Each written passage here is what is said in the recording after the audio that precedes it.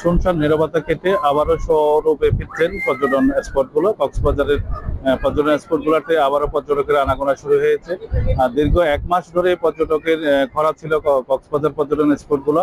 এখন আবার ঈদের আগমনকে ঘিরে কক্সবাজারের পর্যটক আসা শুরু হয়েছে এবং প্রায় 5 শতাধিক হোটেল মোটেল গুলোতে দোয়া মাছার কাজ প্রায় শেষ পর্যায়ে এবং তারা পর্যটন বরণে প্রস্তুত হয়েছে। এবং এই যে প্রতিদিন টানা 9 দিনের ঈদের ছুটির কবলে পর্যটন সহ প্রতিদিন লক্ষাধিক পর্যটক কক্সবাজার আসবেন বলে ধারণা করতেছেন। এবং এই দীর্ঘ পর্যটন আগমনকে ঘিরে কিছু অসাধু ব্যবসায়ীদের অপতৎপরতা রোধে দেওয়ার জন্য হোটেল মালিক সমিতি, রেস্তোরাঁ মালিক সমিতিরা তাদের নিজেদের সেল গঠন করেছেন।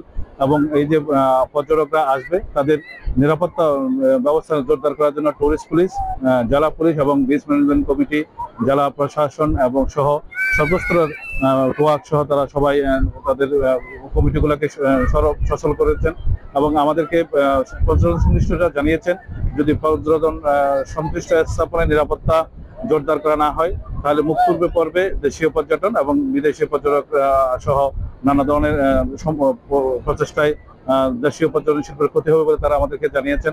এবং এই ক্ষেত্রে সরকার এবং বেসরকারিভাবে পর্যটন স্পটগুলোতে বিনোদন স্পট বাড়ানোর জন্য ব্যবসায়ীদের পক্ষ থেকে জোর দাবি জানানো হয়েছে।